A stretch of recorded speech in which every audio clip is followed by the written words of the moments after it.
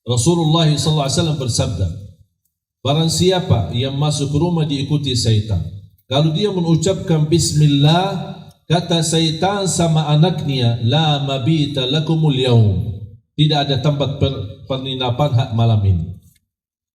Tak ada, berarti tidurnya di.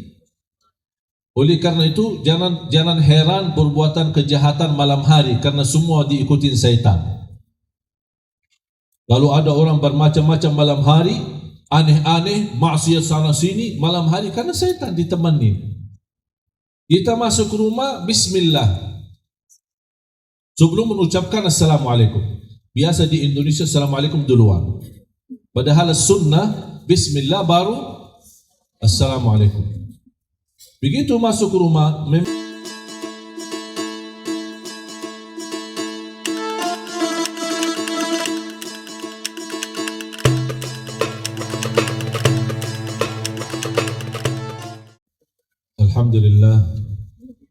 Alhamdulillahi Rabbil Alamin, wa ashhadu an la ilaha illallah wahdahu la sharika lahu waliyus salihin, wa ashhadu anna sayyidana wa nabiyyana Muhammadan abdullahi wa rasuluh as-sadiqul amin.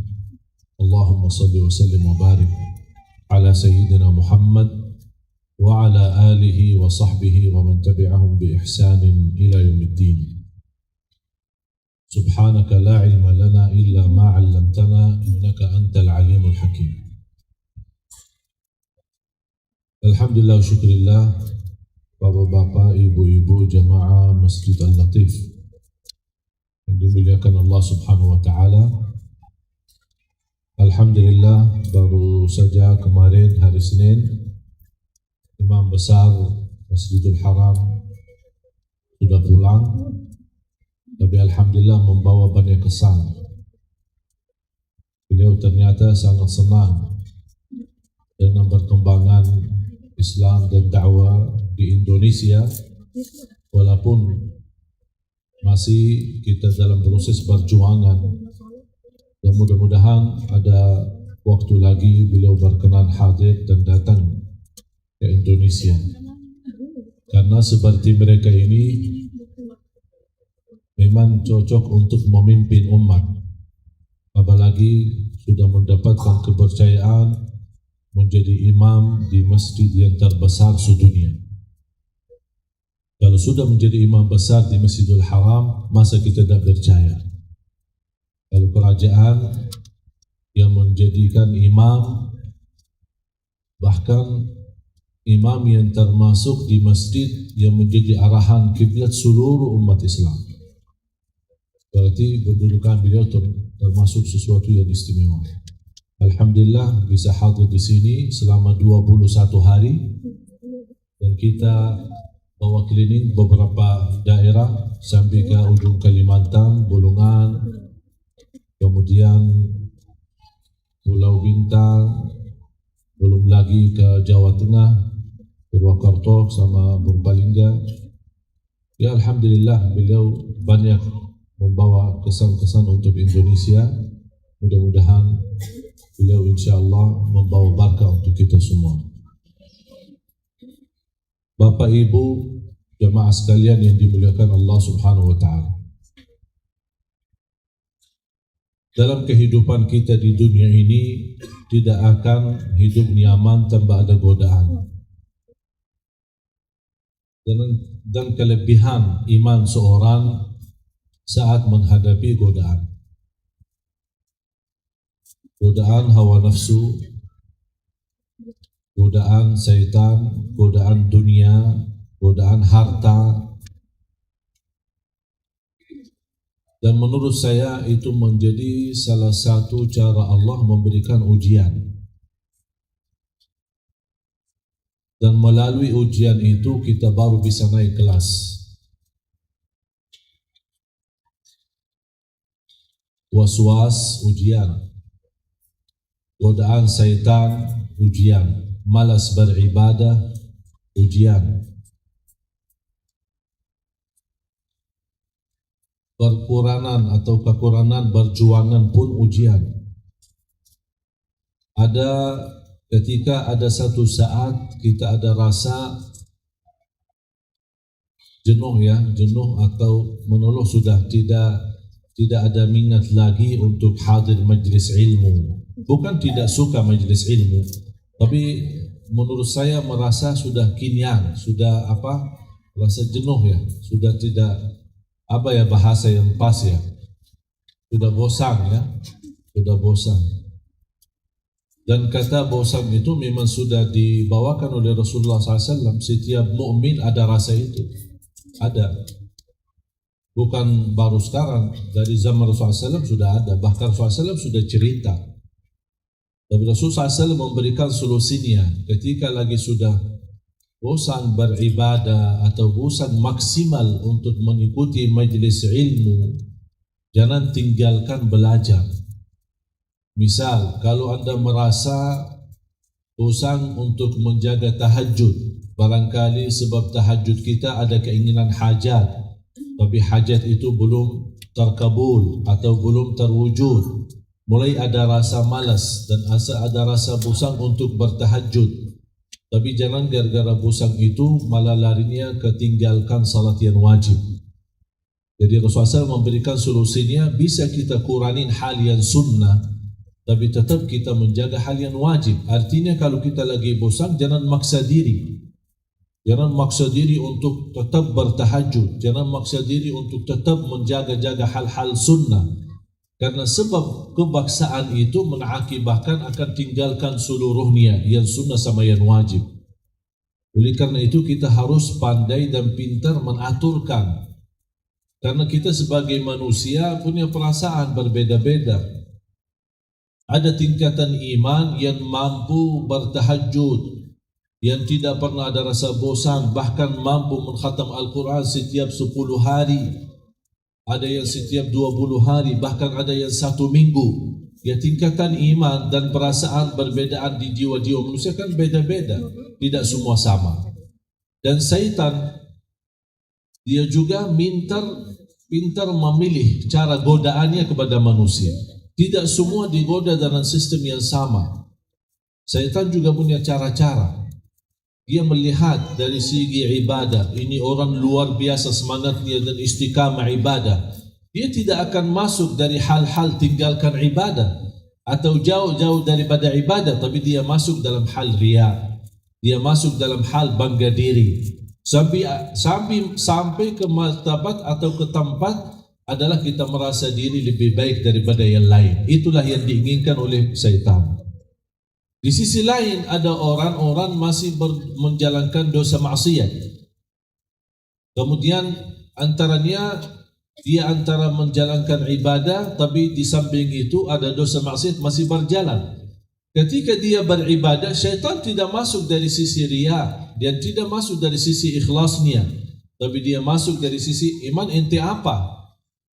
Baru-baru aja selesai berbuat dosa maksiat, enak-enak sekarang mau beribadah. Supaya apa? Supaya munculnya rasa putus asa. Jadi setan punya bermacam cara. Dari kita merasa riya, merasa bangga diri, sampai kita merasa lebih baik daripada yang lain. Ujung-ujungnya sampai kepada sombong, tambah kita rasa. Yang kedua, bisa membuat kita putus asa saat kita menjalankan ibadah, tapi di samping ibadah masih ada dosa maksiat yang kita belum mampu tinggalkan, walaupun mulai berkurang. Syaitan juga masuk di situ. Seolah kita diingatkan oleh syaitan, kamu pura-pura mau jadi ustaz, mau jadi ustazah, beribadah luar biasa, tapi kamu lupa diri, masih berbuat ini. Menimbulkan apa? Perasaan, jangan-jangan ibadah saya selama ini sia-sia, karena saya belum bisa memperbaiki diri. Saya belum bisa membersihkan diri. Lama-lama membuat kita putus asa dari rahmat Allah. Dan putus asa dari rahmat Allah itu tersendiri kufur. Oleh karena itu, syaitan berupaya maksimal untuk menggoda manusia supaya mereka tidak bisa tenang di jalan Allah Subhanahu wa ta'ala.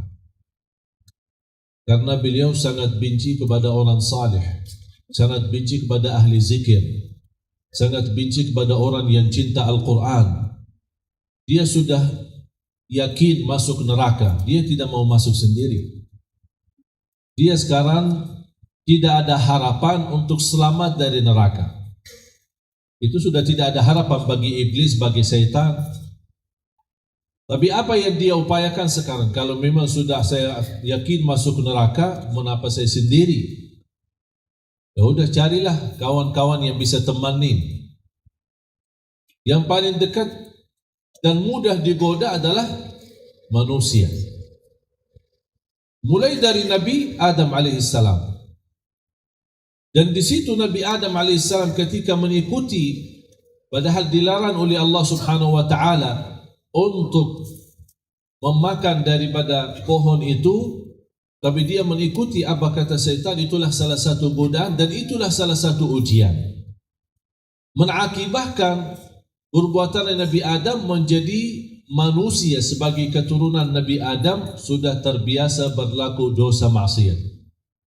Di sini bukan bermasalah. Kalau kita berlaku dosa maksiat itu bukan bersoalan. Tapi yang menjadi masalah besar, kita tidak berkeinginan taubat dan istighfar.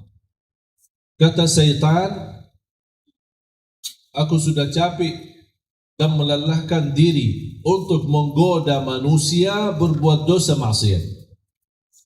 Tapi di sisi lain, dengan mudahnya Allah mengampuni dosa mereka ketika mereka beristighfar. Jadi syaitan merasa lelah, capek. Aku sudah goda manusia sampai sudah berhasil membuat dia dosa maksiat. Tapi begitu dia dengan ikhlas, ya Allah, ighfirli, ya Allah, berilah kepada aku taubat, aku mohon taubat, aku mohon diampuni. Bagi Allah gampang dan mudah diampuni. Yang paling termudah bagi Allah untuk manusia adalah ampunan dosa. Allah tidak susah untuk mengampuni dosa. Wa inni laghaffarun liman taba wa amana wa amila salihan thumma ihtada. Kata Allah Subhanahu wa taala, aku menjaminkan ampunan dosa. Dengan apa? Ketika kita bertaubat, beristighfar. Dan bahkan syaitan pernah berjanji, ada sebuah hadis qudsi, syaitan berkata kepada Allah, saya tidak akan berhenti menggoda manusia, menjauhkan manusia dari jalanmu.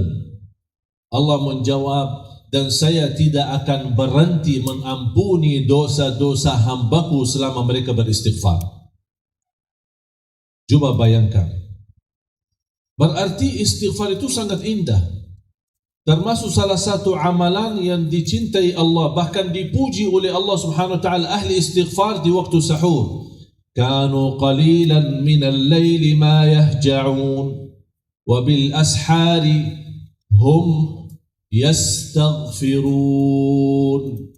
Mereka sebagian malam itu adalah salat malam, tapi menutupi salat malam sambil menunggu subuh adalah dengan istighfar. Allah sebutkan kata istighfar di waktu sahur, itu memberikan tanda, kata ulama, Allah cinta amalan itu. As-sabirina was-sadiqina wal-qanitina wal-munfiqina wal-mustaghfirina bil ashar. Allah Subhanahu wa taala cinta sifat-sifat, khususnya kaum wanita, sifat sabar, sifat yakin, sifat taat, sifat iman, sifat infak dan sedekah. Tapi di akhir ayat itu Allah puji seorang hamba, laki-laki maupun perempuan, ketika dia waktu sahur dia isi dengan istighfar. Setidak-tidaknya kalau tidak mampu salat malam di akhir malam, jangan tinggalkan istighfar. Usahakan walaupun 10 menit, 15 menit sebelum azan sudah bangun. Isi dengan istighfar, karena Allah cinta amalan itu di waktu sahur adalah istighfar. Dan syaitan paling benci amalan manusia adalah istighfar. Kenapa? Karena membuat syaitan gagal dari hasil. Gagal dari pagi sampai malam aku goda manusia, ternyata di ujung malam sebelum masuk besok paginya di waktu sahur, dia memperbanyak istighfar, Allah ampuni dosa.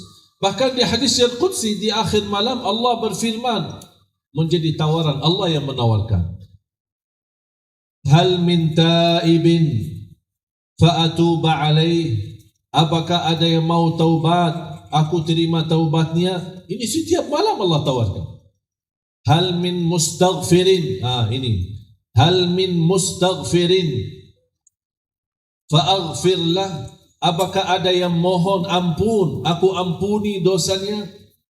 Ini khusus panggilan di tengah malam. Hal min da'in fa'astajibalah, apakah ada yang mau berdoa, memohon kepadaku, aku akan terima doanya.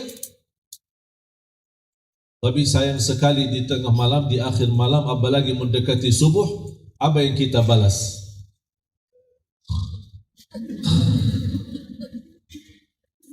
Itu jawaban kita kepada Allah SWT. Jadi jamaah sekalian, salah satu upaya syaitan dan pintu-pintu syaitan menggoda kita, menjauhkan kita dari waktu-waktu yang istimewa. Sepanjang hari, waktu-waktu kita beribadah semuanya baik, waktu ibadah semuanya baik. Tapi ada waktu punya kelebihan.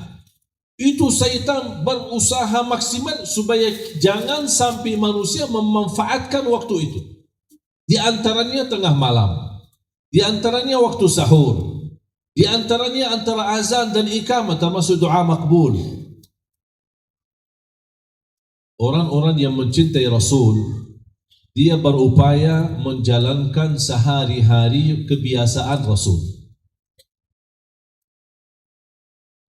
Salah satu, berpakaian. Rasulullah SAW kalau memakai bajunya, masukin tangan kanannya dulu. Sebelum berpakaian, bismillah. Mengapa Rasulullah SAW mengucapkan bismillah? Bahkan ada satu riwayat, Rasulullah SAW, apalagi kalau baju itu baju baru, Rasulullah SAW berdoa bismillah dan alhamdulillah. Alhamdulillah atas apa? Mendapatkan pakaian yang baru ini dibanding banyak orang yang tidak bisa berpakaian. Mengapa Rasulullah SAW mengucapkan bismillah? Karena ketika kita di malam hari menggantungkan baju, apalagi di luar lemari, kan ada gantungan biasa kita di luar lemari itu. Kalau di lemari kan tertutup. Dan syaitan, harus Bapak Ibu faham, syaitan kalau sesuatu yang tertutup dia tidak bisa buka. Oleh karena itu Rasulullah SAW melarang kita kalau malam hari jangan membiarkan pintu kamar mandi terbuka. Salah satu sunnah. Banyak orang yang tidak mengerti. Bahkan Rasulullah SAW melarang jangan membiarkan anak-anak kita kalau sudah mendekati maghrib, jangan membiarkan mereka bermain-main di halaman rumah atau di lingkungan. Kenapa? Karena itulah waktu syaitan. Kamar mandi tempatnya syaitan, karena tempat kotoran jadi tempatnya syaitan. Khususnya malam hari Rasulullah SAW memerintahkan jangan tidur sambil menutupi pintu. Hadis sahih di Sahih Bukhari. Hadis sahih di Sahih Bukhari. Jangan tidur malam hari sebelum menutupi pintu. Mengapa? Karena syaitan mendapatkan kesempatan keluar. Bahkan masuknya rumah pun, kalau kita masuk rumah diikuti oleh syaitan. Semua manusia ada syaitan. Semua manusia ada syaitannya. Tapi syaitannya bisa kuat dan bisa lemah. Siapa yang menjadi dia kuat atau dia jadi lemah? Kita. Dia bukan bisa kuat sendiri atau lemah sendiri. Tapi dalam perbuatan kita sehari-hari, contoh, Rasulullah SAW bersabda, barang siapa yang masuk rumah diikuti syaitan, kalau dia mengucapkan bismillah, kata syaitan sama anaknya, la mabita lakumul yaum, tidak ada tempat penginapan hak malam ini. Tidak ada, berarti tidurnya di. Oleh karena itu jangan heran perbuatan kejahatan malam hari, karena semua diikuti syaitan. Lalu ada orang bermacam-macam malam hari, aneh-aneh, maksiat sana sini malam hari, karena syaitan ditemani. Kita masuk rumah, bismillah. Sebelum mengucapkan assalamualaikum. Biasa di Indonesia assalamualaikum duluan. Padahal sunnah, bismillah baru Assalamualaikum. Begitu masuk rumah, memegang kuncinya, membuka pintu, bismillah, masuk. Setan di belakang kita persis. Jangan mengucapkan bismillah, setan sedih. Anaknya loncat-loncat di belakang. Apain? Kenapa bah sedih? Dah ada ninapan, ninap di luar. Iya. Udah full. Dalam bismillah udah full, terisi malaikat. Berarti tidak ada tempat buat setan. Ketika juga kita makan, dalam mengucapkan bismillah, kata setan sama anaknya, malam ini tidak ada makan dan tidak ada penginapan. Puasa. Lapar. Sebab laparnya setan jadi lemah. Semakin lemah setan, tidak punya kekuatan untuk menggoda kita. Ketika juga kita makan, dalam mengucapkan bismillah, kata setan sama anaknya, malam ini tidak ada makan dan tidak ada penginapan. Puasa. Lapar. Sebab laparnya setan jadi lemah. Semakin lemah setan, tidak punya kekuatan untuk menggoda kita. Jadi Allah Subhanahu wa taala, ada orang berkata, kalau memang setan menggoda kita, kenapa diciptakan oleh Allah? Kalau bukan diciptakan oleh Allah, kita kan bisa aman aja. Kalau memang tidak ada syaitan, bagaimana ketahuan kelebihan iman kita? Justru kelebihan iman kita ketahuan kalau adanya godaan. Kalau tidak ada godaan, mana bisa bedakan? Oh, ini imannya luar biasa. Sampai imannya tinggi malah dikenal oleh malaikat. Ada orang yang imannya lemah sampai dikenal oleh syaitan. Ya, kita milih yang mana? Dikenal oleh malaikat atau syaitan? Oleh malaikat. Ketika juga berpakaian, khusus baju-baju yang kita gantungkan di luar lemari, kita mau pakai lagi, bismillah. Kenapa? Karena syaitan di dalam baju itu. Tapi kalau dengan ucapan bismillah, syaitan terusir, dikeluarkan. Subhanallah. Bapak Ibu, kalau kita amalkan sunnah sehari-hari Rasulullah, tidak usah khawatir fikirkan makhluk halus, makhluk jin, tidak usah difikirkan. Karena kita sudah memiliki cahaya zikir, cahaya amalan yang disunnahkan Rasulullah SAW, itu yang menjadi semacam hijab, berbatasan antara kita dengan mata-mata syaitan. Jadi syaitan pun mau lihat kita aja tidak bisa lihat lagi. Karena tertutup dengan cahaya zikir dan amalan yang kita dijalankan, yang disampaikan oleh Rasulullah SAW. Termasuk kita berlangkah ketika kita di jalan. Apa ya bahasa Indonesia? Kalau kita lagi jalan tiba-tiba mungkin karena ada lubang atau apa, kita apa namanya? Tersandung. Pokoknya udah itu aja lah. Banyakkan saya sering mendengar orang Indonesia dia langsung astagfirullahaladzim, atau masya Allah, atau kaget, astaga. Padahal yang sunnah bismillah. Bismillah. Kenapa? Kata setan, kata Rasulullah SAW, ketika di saat itu setan lagi berusaha menggoda kita. Tapi dengan ucapan bismillah udah jauh dari kita.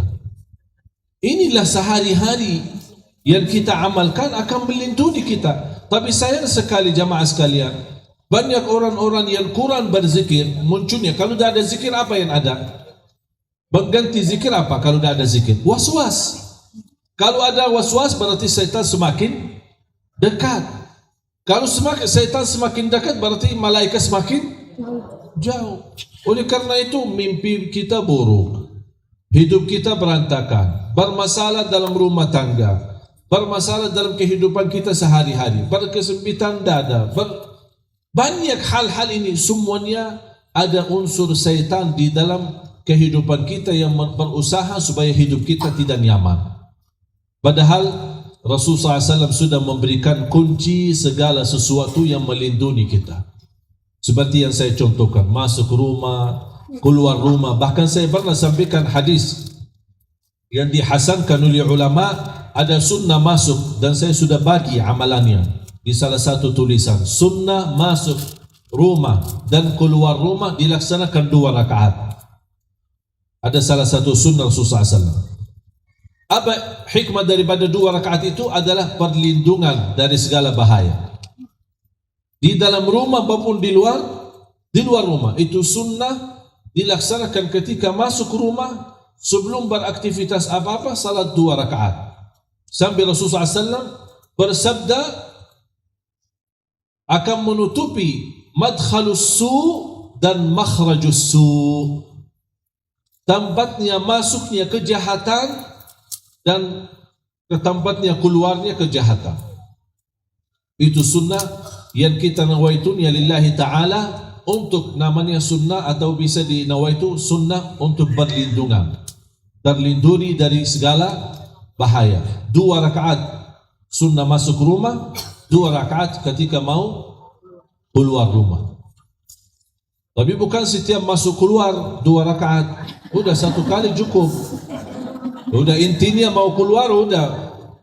Ya ketika misal keluar sampai sejauh mana, kemudian ada yang tertinggal, mutar balik, jangan salat 2 rakaat lagi. Udah ambil barangnya, jalan lagi, udah selesai. Ya, jadi hal-hal yang seperti ini sederhana, jangan disalah faham. Sederhana, menjalankan perintah agama sangat sederhana. La yukallifullahu nafsan illa wus'aha. Bapak-bapak, ibu-ibu, jamaah sekalian yang dimuliakan Allah Subhanahu wa taala, salah satu yang juga membantu kita memiliki kekuatan melawan syaitan adalah zikrullah. Saya heran ketika kita di jalan tidak bermaksimal berzikir kepada Allah. Ada yang bawa mobil, ada yang jalan kaki, ada yang naik angkot umum. Mengapa tidak berzikir kepada Allah sepanjang jalan?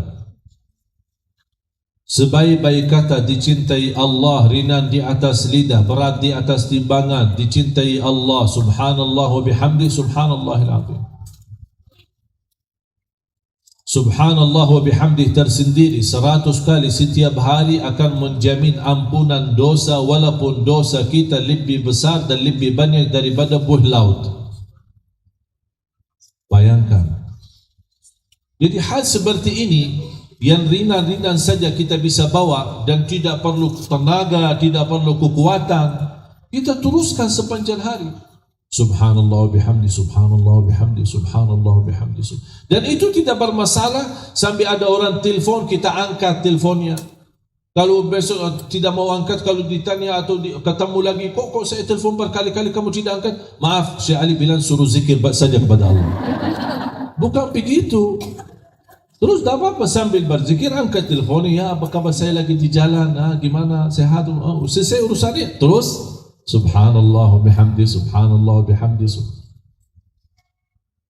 Khususnya jamaah sekalian, saya harap amalan sederhana ini demi Allah sangat berguna. Apalagi kita sebagai manusia banyak dosa.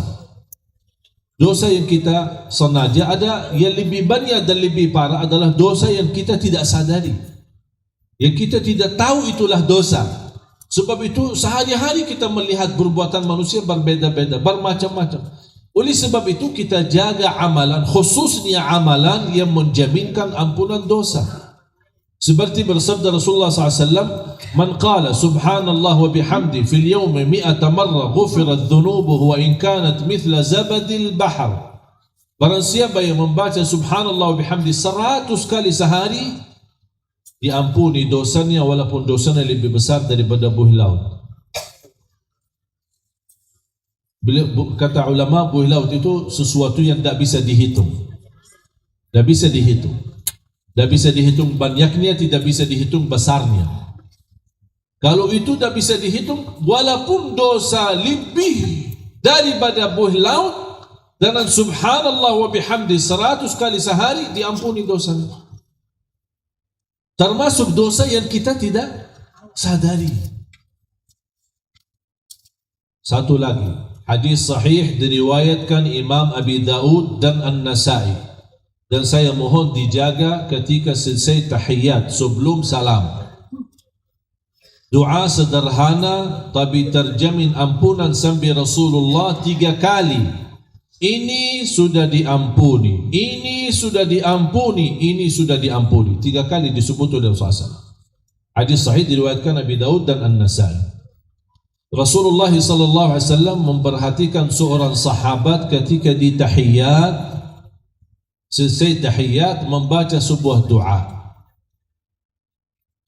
Allahumma inni as'aluka ya Allah al-ahad as-samad alladhi lam yalid wa lam yulad wa lam yakul lahu kufuwan ahad an taghfir li innaka antal ghafurur rahim. Qala Rasulullah qad ghufira lah, qad ghufira lah, qad ghufira lah. Ketika Rasul mendengar orang sahabat membaca doa ini sebelum salam dari salat wajib maupun salat sunnah, sebelum salam kata Rasul, habis mendengar doa ini dari mulutnya sahabat, kata Rasulullah SAW, kamu sudah diampuni, sudah diampuni, sudah diampuni. Sampai 3 kali kata Rasulullah SAW. Saya ulang lagi doanya. Ini manfaatnya HP. Ini baru boleh aktifin HP. Direkam, rekam suaranya, tulis.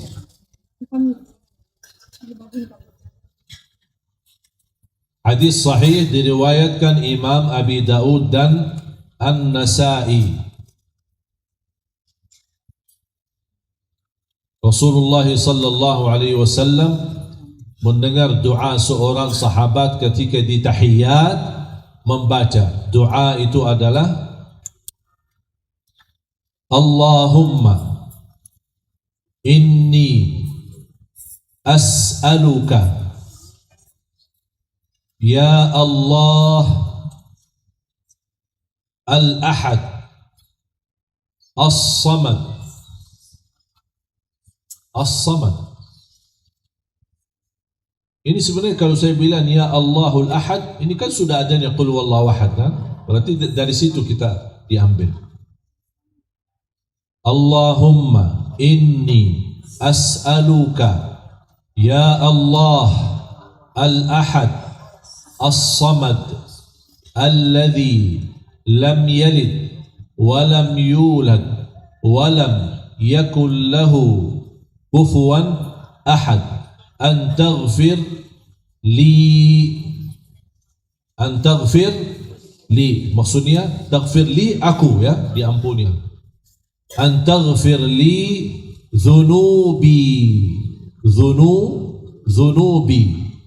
dhunubi dosa-dosaku. Innaka antal ghafurur rahim. Innaka antal ghafurur rahim. Sekali lagi dan terakhir, sekali lagi dan terakhir. Nanti habis itu kalau mau diulang dibayar 5 rial. Allahumma inni as'aluka ya Allah al-ahad as-samad alladhi lam yalid wa lam yulad wa lam yakul lahu kufuwan ahad. Ghufira lahu an taghfir li dhunubi innaka antal ghafurur rahim. Jadi berarti fokusnya di apa? An taghfir li dhunubi. Taghfir atau taghfira li sama aja. Taghfir atau taghfira li sama aja. Dhunubi innaka antal ghafurur rahim.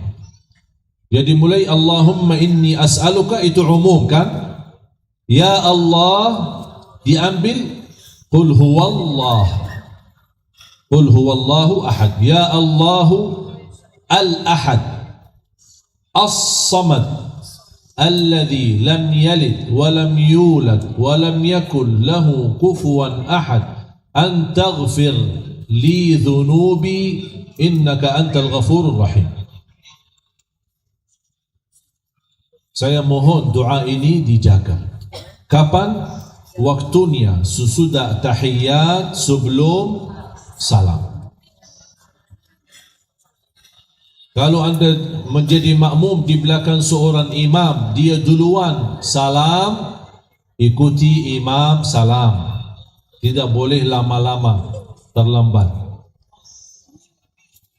Tapi kalau anda lagi sendiri, tolong dijaga doa ini, karena menjadi salah satu doa yang menjaminkan ampunan dosa.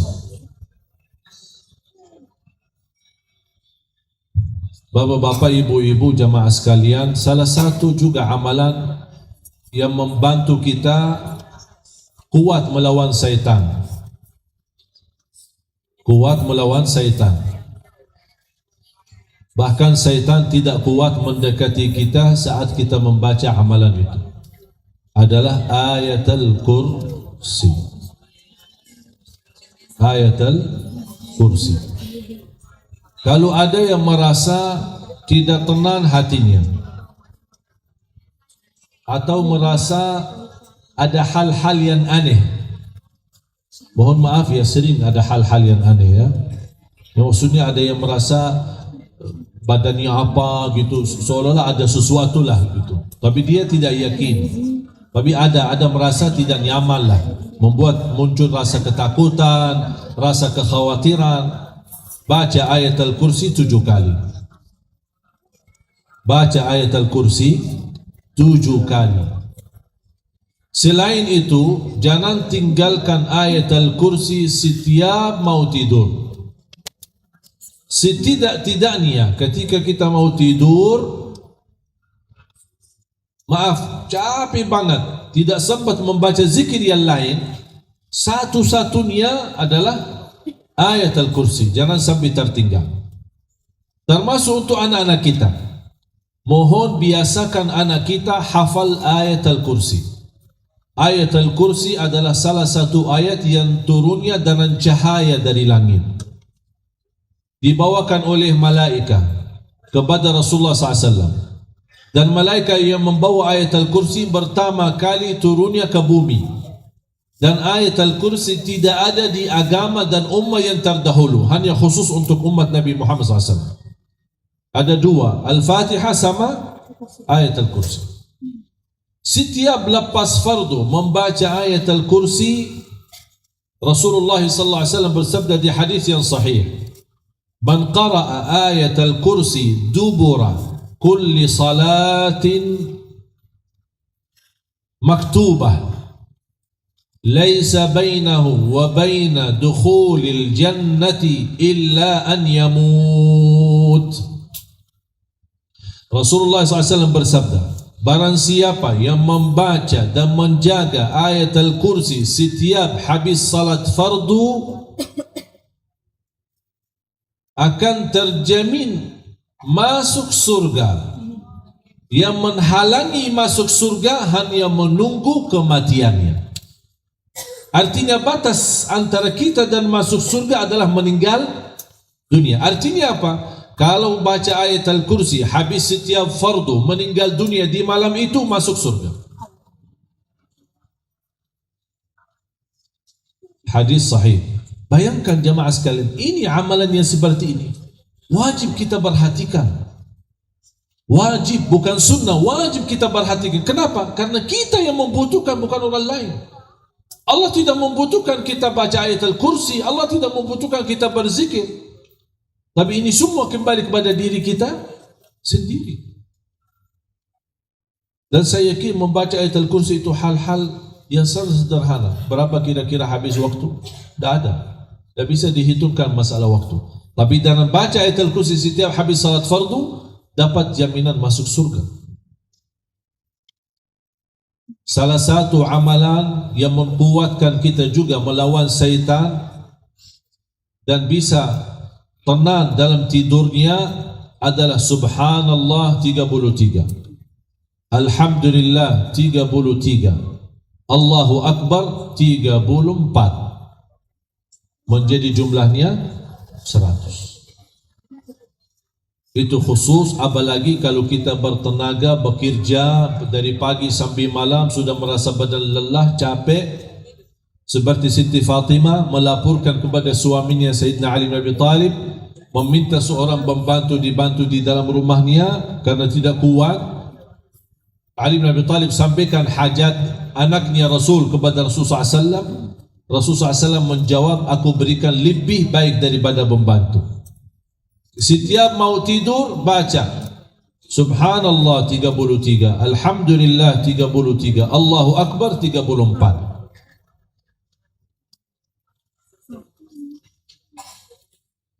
Dan juga salah satu amalan yang menutupi pintu syaitan. Sampai Siti Aisyah sangat memperhatikan amalan itu. Sampai Rasulullah waktu sakratul maut sudah tidak punya fisik dan kekuatan untuk mengangkat tangannya menamalkan itu, Siti Aisyah memimpin Rasul menamalkan. Tapi dia bagi tangan Rasulullah sendiri. Siti Aisyah megang tangan Rasulullah dan menamalkan amalan itu dan menusap badan Rasul dengan tangannya Rasul sendiri. Ini termasuk salah satu amal. Saking pentingnya amalan itu, sampai Rasulullah di sakratul maut masih Siti Aisyah menjalankan untuk Rasulullah SAW, karena Rasul sudah tidak punya kekuatan untuk menjalankan sendiri. Apa itu amalan? Membaca Qul huwallahu ahad, Qul a'udhu birabbil falaq, Qul a'udhu birabbin nas 3 kali. Caranya saya akan gambarkan, mohon perhatian. Dan saya ijazahkan kali ini untuk Bapak Ibu, dan pertama kali saya kasih ijazah dalam doa ini untuk semua jemaah. Saya akan membawakan persis cara yang kita mendapatkan belajarannya dari guru ke guru, dari guru sampai keturunan sampai sekarang, dari Rasulullah SAW ke sahabat dan seterusnya. Cara amalan itu saat kita mau tidur. Dan termasuk amalan ini sangat dahsyat untuk godaan, untuk sihir, untuk gangguan, untuk hasud, semua bermacam-macam. Bahkan untuk penyakit lahir maupun batin. Dikumpulkan tangannya seperti doa. Mendekati dengan mulutnya. Kalau bisa dirapatkan, tangannya dirapatkan, ya, dekat mulut, dan membaca Qul huwallahu ahad. Berarti bacaannya di mana? Di dalam tangannya. Saya maaf karena saya pakai mic-nya ya. Qul huwallahu ahad, kemudian 1 kali Qul a'udzu birabbil falaq 1 kali, Qul a'udzu birabbin nas 1 kali. Habis itu tiup 3 kali. Kalau tiup ada udaranya sama sedikit, ya ludahnya, tapi bukan meludah ya, sedikit, tapi yang penting tiupannya ada anginnya, ada udaranya ya. Seperti ini. Kemudian usap badan dari kepala sampai ke ujung kaki, depan dan belakang. Kalau belakang ya semampu, jangan maksain, semampunya. La yukallifullahu nafsan, jangan panggil orang lain, tolong ini belum sampai ke belakang, tidak usah, kita sendiri aja. Untuk anak-anak, bagaimana? Anak-anak yang masih kecil lah, 1 tahun, 2 tahun, dia jelas tidak bisa baca, apalagi mau bisa menjalankan seperti ini. Kita sendiri membaca dan menusap badan-badan mereka. Ini subhanallah amalan dahsyat. Amalan itu dahsyat, melindungi anak kita dari segala godaan, dan insya Allah akan selalu disertai dengan cahaya. Mudah-mudahan menjadi sebab anak kita menjadi saleh salihah. Habis selesai satu kali, diulang lagi. Diangkat tangannya kembali, dekati mulut dan membaca seperti awal. Qul wallahu ahad satu kali, Qul a'udzu birabbil falaq satu kali, Qul a'udzu birabbin nas satu kali, 3 kali. Kemudian usap badannya sekali lagi. Sampai yang ketiga, baca Qul wallahu ahad satu kali, Al-Falaq satu kali, An-Nas satu kali, dan usap seluruh badannya, depan dan belakang, sampai ujung kaki. Kemudian habis itu kita tidur.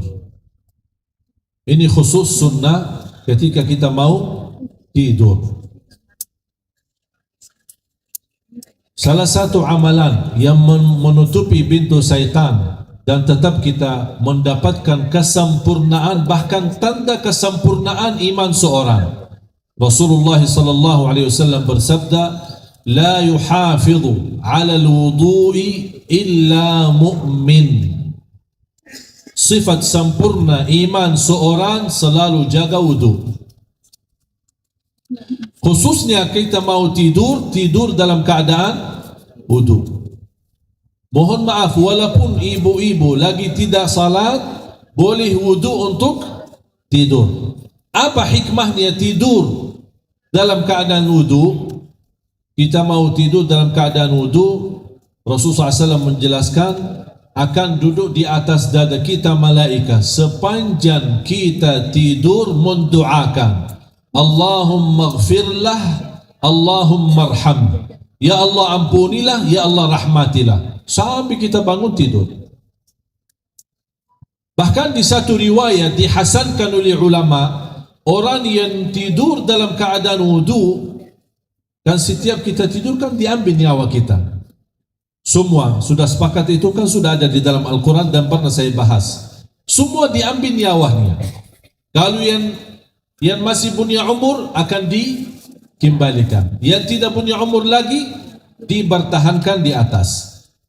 Ketika kita tidur, saat diambil nyawa kita, yang tidur dalam keadaan wudu, nyawanya akan mampu bersujud di hadapan Allah di atas. Ini khusus yang tidur dalam keadaan wudu. Walaupun tidak salat sebelumnya, tidak masalah. Yang penting jaga. Kalau sudah tiduran, kemudian batal, itu bukan urusan kita. Ya kita kan dah tahu. Dan harus fahami Bapak Ibu, ketiduran bukan salah satu sebab membatal wudu. Tidur bukan salah satu sebab membatal wudu. Tapi kenapa kalau kita tidur kemudian bangun harus wudu sebelum salat? Tahu enggak sebabnya? Kalau memang tidur bukan sesuatu hal yang membatal wudu kan? Misal kita lagi wudu, kemudian tidur. Mengapa sesudah bangun tidur harus wudu sebelum salat? Padahal tidur pun sendiri tidak membatalkan wudu, tapi mengapa diharuskan kita berwudu? Sebab ketika kita tidur ada kemungkinan besar tanpa kita sadari. Itu di dalam fikih namanya madhannatu hudutsil hadath. Kemungkinan besar adanya hadath. Hadath adalah Udah faham kan? Itu sebabnya kita boleh atau harus wudu sebelum salat lagi sesudah tidur. Beda sama orang, saya membuktikan tidur sendiri tidak membatal wudu. Di zaman Rasulullah SAW, antara azan dan iqamah, sesudah laksanakan sunnah qabliyah subuh, namanya sunnah fajar, sesudah azan subuh, sebagian besar di antara sahabat, antara azan dan iqamah di masjid, tidur. Tapi tidur dalam keadaan duduk. Biar tidurnya betul-betul pelas ya, itu tidak membatal wudu. Karena posisi kita bukan posisi untuk tidur, tapi posisi duduk. Tapi kalau posisi duduk, biasanya orang sadar. Walaupun memang dia tidur, tapi sadar. Dia misal, kalau ikamat, dia langsung bangun. Kalau ada orang di sampingnya, dia bisa rasakan. Tapi kalau tidurnya telantang, itu kan sudah terbiasa, tidak merasa apa-apa. Itu membuktikan hadis sahih, amalan sahabat tidur di antara azan dan iqamah dalam keadaan duduk, mereka habis iqamat, mereka langsung bangun, tapi tidak berwuduk lagi. Ini membuktikan tidur sendiri tidak membatalkan wuduk. Sudah faham Bapak Ibu? Jadi mulai hari ini masuk rumah, bismillah. Dan mohon, saya yakin banyak yang suka amalkan, tapi yang saya harap ketika kita ucapkan, tolong disadarkan, diperhatikan, dihayati oleh hati. Karena ini ibadah, bukan jadi kebiasaan. Kenapa saya ucapkan bismillah? Karena ini kebiasaan Rasul. Dan saya mau ikut supaya terhitung sebagai amal salih. Ketika mau makan pun sama, berpakaian, bismillah, masuk tangan yang kanan. Kemudian ketika kita mau di atas tempat tidurnya, pertama kita bersihkan tempat tidurnya, baru kita tidur. Kemudian kamar mandi, jangan biarkan pintunya terbuka. Malam hari, mulai hari ini biasakan semua di rumah. Termasuk di bagian pembantunya diingatkan, pintu kamar mandi ditutup. Ini hadis sahih. Anak-anak kita ketika waktu maghrib mendekati, biasanya kalau anak pulang sekolah kan sudah sore. Sore suka main sambil ibu-ibu masakin mie goreng atau mie kuah. Ya. Tapi akhirnya kita karena sibuk masak makanan anak-anak malam hari, mereka terlanjur main-main sampai maghrib. Dan ini kata Rasulullah, bertahankan mereka, jangan sampai main-main sampai maghrib. Nanti habis maghrib, tak apa-apa lanjut, mau main-main boleh, tapi mana bisa main, gelap. Beda sama di Madinah, malam hari sama siang hari sama aja, terang sekali. Termasuk juga saat kita wudu, saat kita lagi mau tidur, bacaan ayat Al-Kursi, doa-doa yang saya sampaikan, mohon Bapak Ibu dijaga dan diamalkan. Agar insya Allah kita bisa terasa berbeda jauh daripada syaitan, jauh daripada godaan, jauh supaya tingkatan iman semakin naik. Saya selalu sampaikan ke jamaah, persoalan kita bukan adanya majlis ta'lim di mana-mana. Bukan persoalan kita belajar ilmu. Saya yakin apalagi di Masjid Al-Latif, alhamdulillah terpilih banyak ustaz-ustaz yang luar biasa menyampaikan tausiahnya, menyampaikan ceramahnya. Tapi di sini bukan masalah. Yang menjadi bermasalah adalah di jamaah kita. Yang mereka berbangga dan bersenang ikut majlis ta'lim di mana-mana, bersenang ikut belajar sama ustaz mana-mana dan siapa-siapa yang kita cintai mereka. Tapi selepas acara ini, mengapa tidak ada minat untuk istiqamah menamalkan? Ini yang kata istiqamah saya merasa banyak. Awalnya masih tangkah pertama, begitu keluar masih ingat. Hari kedua, alhamdulillah masih bisa dijaga. Hari ketiga masih lupa ingat. Pas hari keempat ketinggalan, udah tidak ada lagi. Ini persoalan ilmu yang bermanfaat diamalkan. Allah tidak akan bertanya apa yang kamu belajari, tapi Allah akan bertanyakan kepada kita apa yang kamu amalkan dari yang kamu belajari. Amalannya apa? Apa yang kamu gunakan? Jadi yang ilmu Allah bukan bertanya kamu belajar apa. Mau belajar matematika, Allah tidak bertanya itu. Tapi Allah bertanyakan apa bentuk amalannya. Kamu sudah belajar, terus apa yang amalkan? Sudah diamalkan? Tidak. Wa an ilmihi madza amila bihi. Dan itu menjadi salah satu pertanyaan nanti di hari kiamat. Karena proses manusia ada 7 pertanyaan. Kalau tidak lulus, na'udzubillah, tempatnya neraka. 3 dikubur, 4 nanti di hadapan Allah hari kiamat.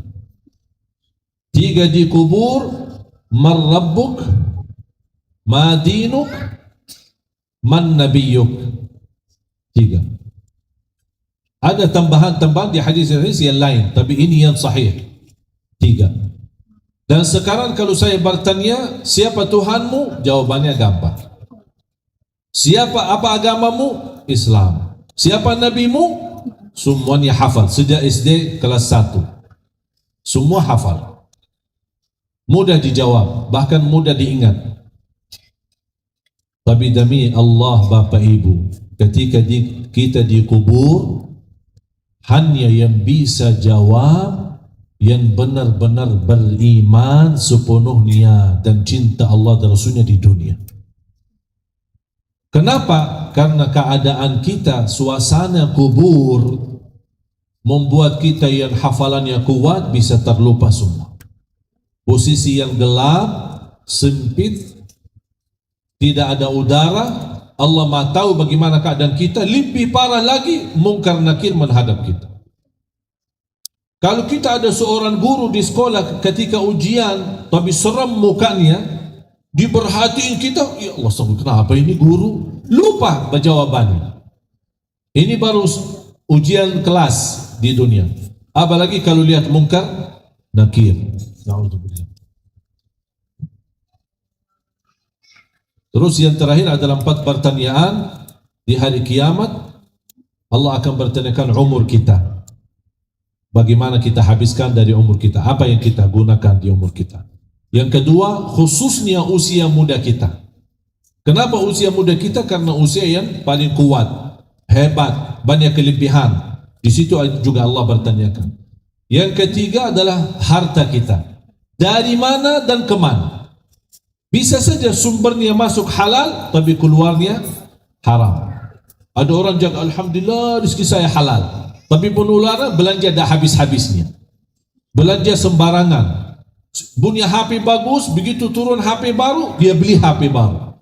Sudah punya rumah yang begitu indah, bagus, nikmat, dia bisa gunakan, begitu munculnya, langsung duluan dia pesan.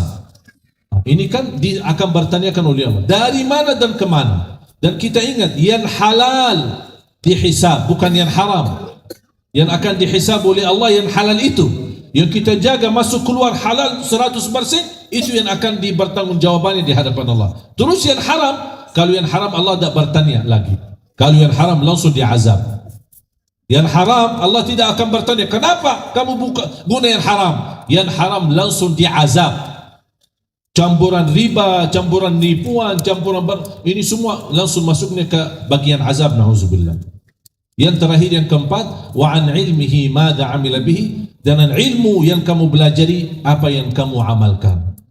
Dan ilmu yang bermanfaat adalah diikuti dengan amalun salih. Kalau tidak diikuti amalun salih, tidak ada ilmu bermanfaat. Oleh karena itu jemaah sekalian, inti daripada ilmu, jangan suka banyak belajar tapi tidak diamalkan. Lebih baik sedikit belajar tapi diamalkan, walaupun sedikit demi sedikit, sedikit demi sedikit, istiqamah. Mudah-mudahan Allah berkahi kita semua. Bismillahirrahmanirrahim. Alhamdulillahirabbil alamin. Allahumma salli ala sayyidina Muhammad wa ala ali sayyidina Muhammad. Ya Allah ya Rahman ad-dunya wal akhirati wa rahimahuma, berilah kepada kami petunjuk kepada jalan yang lurus. Ya Allah ya Arhamar Rahimin, rahmatilah kami ya Allah lahir dan batin, agar kami terus beristiqamah Islam iman sampai akhir hayat. Akhiri hayat kami dengan husnul khatimah. Jadikan ilmu yang kami belajar ya Allah ilmu bermanfaat bagi kami, berguna bagi sisa umur kami. Berikan ya Allah kepada kami kekuatan lahir dan batin agar kami mampu mengamalkan dengan istiqamah. Birahmatika ya Arhamar Rahimin. Ampunilah segala dosa kami, ampuni orang tua kami, ampuni saudara kami muslimin muslimat, mukminin mukminat yang hidup maupun yang telah wafat. Ya Allah, panjangkan umur jamaah sekalian ya Allah. Panjangkan umurnya, sihatkan badannya, murahkan rezekinya. Berikan kemudahan ke tanah suci haji dan umrah dan ziarah Nabi Muhammad sallallahu alaihi wasallam. Ya Allah, yang punya hajat di antara kami ya Allah, hajat lahir batin, hajat rumah tangga, hajat urusan dunia ya Allah, mudahkan segala hajatnya. Kabulkan segala keinginannya ya Dzal Jalali wal Ikram. Ya Arhamar Rahimin, aku mohon untuk semua yang hadir di siang hari ini, pulang masing-masing ke rumahnya sudah diampuni segala dosa. Ya Dzal Jalali wal Ikram. Aku mohon ya Arhamar Rahimin, ya Allahul Ahadus Samad, Ya Allahul Ahadus Samad alladzi lam yalid wa lam yulad wa lam yakul lahu kufuwan ahad. Untuk semua jamaah yang hadir di siang hari ini, bulan masing-masing membawa ridha-Mu ya Allah, ya Dzal Jalali wal Ikram. Mana Kau berikan kepada kami kemudahan sama-sama berkumpul di Masjid Al-Latif ini. Ya Allah, berilah kepada kami kemuliaan, sama-sama jumpa lagi di dalam surga-Mu ya Allah bersama Nabi Muhammad.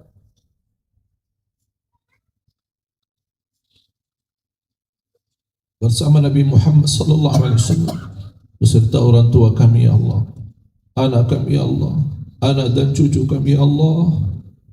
Pelihara anak dan cucu kami ya Allah menjadi anak salih salihah, anak penghafal Al-Quran, anak yang menjaga nama baik keluarga kami, anak yang membanggakan kami di dunia dan di akhirat ya Arhamar Rahimin. Rabbana taqabbal minna innaka antas samiul alim wa tub alaina innaka antat tawwabur rahim. Rabbana atina fid dunya hasanah wa fil akhirati hasanah wa qina adzaban nar. Wa sallallahu ala sayyidina wa nabiyyina Muhammadin wa ala alihi wa sahbihi wa baraka wa sallam walhamdulillah.